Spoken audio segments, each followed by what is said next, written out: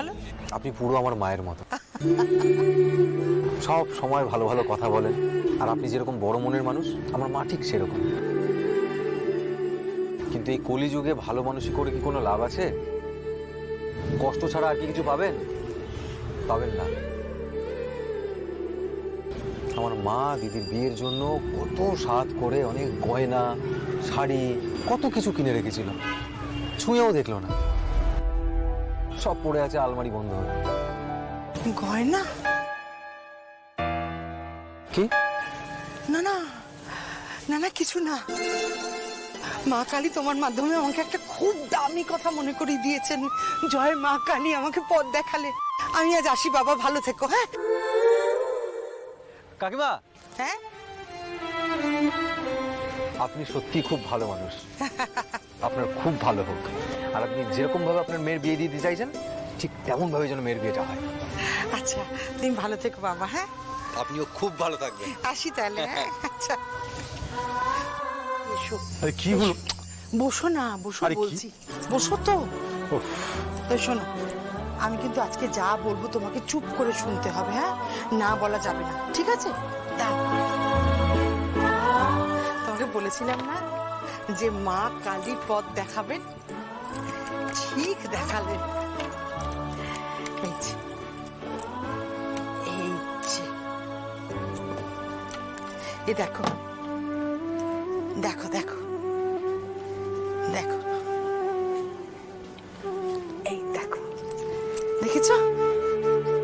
কি এসবের মানে কি কমলা? বুঝতে পারছো না? এগুলো আমার গয়না গো, আমার গয়না। এতদিন পড়েছিল, এইবার সব কাজে লাগবে।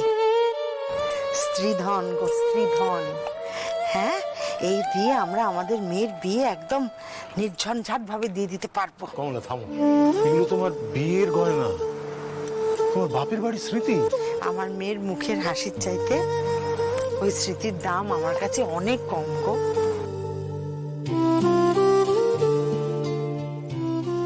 কমলা, এই এই চুড়ি দুটোকে অন্তত রেখে দাও। এই তো তোমার জন্মদিনে কদিন আগে আমি এগুলো তোমাকে বানিয়ে দিলাম। আমি জানি গো, কিন্তু জন্মদিন কি পালিয়ে যাচ্ছে বলো? বছর বছর আসবে, তখন তুমি আমাকে আবার দিও। কিন্তু এখন আমাদের একমাত্র কর্তব্য আমাদের মেয়ের বিয়ে দেওয়া, তাই না? কমলা কমলা, তুমি তো একাই বলে যাচ্ছ, আমাকে একটু বলতে দাও। দেখো, সব সময় তোমার সব কথা মেনে নিয়েছি বলে আজকে এই কথাটাও মেনে নিতে হবে, এমনটা তো হতে পারে না।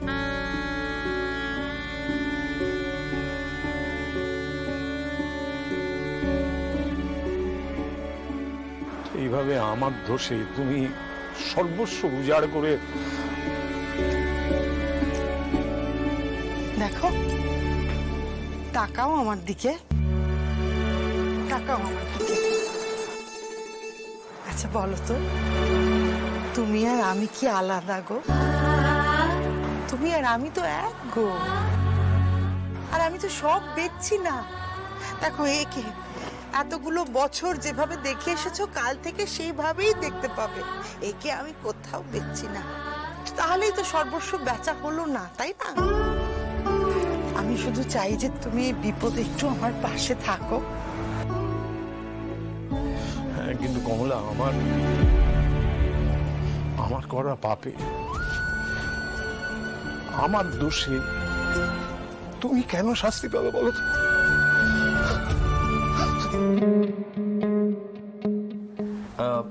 কেন রেখে দিচ্ছ কেন? তুমি সময় নিয়ে দেখো, বললাম তো, কোনো সংকোচ করো না।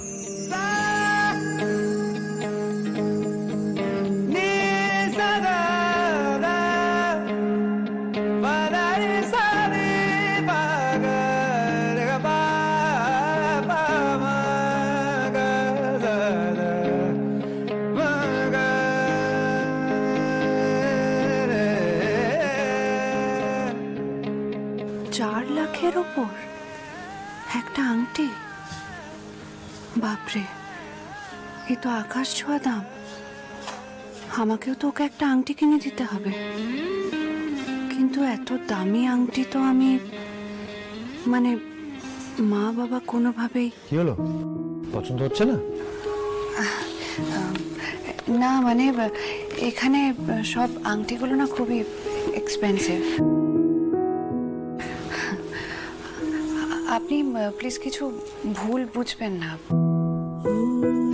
আসলে এত দাম দিয়ে আংটি কেনার মতো অবস্থা তো আমার মা বাবার নেই, তাদের পক্ষে সম্ভব হবে না। আপনি চিন্তা করবেন না, আপনার জন্য আমার মা বাবা ভালো কিছুই কিনবেন। তবে এত দাম দিয়ে কেনার মতো অবস্থা তো আমাদের। আমি কি সেই প্রত্যাশা করেছি ওদের কাছ থেকে, বা ওদের কখনো কোনো প্রেশার দিয়েছি? দিন আর দেব না। পল্লবী, তোমাদের কোন ব্যাপারটা আমার সব থেকে বেশি ভালো লাগে জানো? সিম্পলিসিটি, সততা। তোমাকে অত কথা ভাবতে হবে না। তুমি সময় নিয়ে নিজের পছন্দ মতো আংটিটা বাছো, আমারটা নিয়ে না ভাবলেও চলবে। আর যদি এর মধ্যে থেকে পছন্দ না হয় তাহলে বলো, ওরা তোমাকে আরো অপশনস দেখাবে। পাপা হাতে ওটা কি লুকালে? হ্যাঁ, কি কি লুকোবো? কই কিছু না তো। না না, আমি দেখেছি তোমার হাতের মধ্যে একটা রিং লুকিয়ে রেখেছো, দেখাও দেখাও। কি আশ্চর্য, কিছু লুকিয়ে লুকিয়ে করার জো নেই না? ঠিক দেখে ফেলেছি। মানে আপনার এই আংটিটা পছন্দ? হ্যাঁ, মানে ভাবছিলাম, বাট তুমি দেখো তোমার পছন্দ কি। আপনার পছন্দই আমার পছন্দ।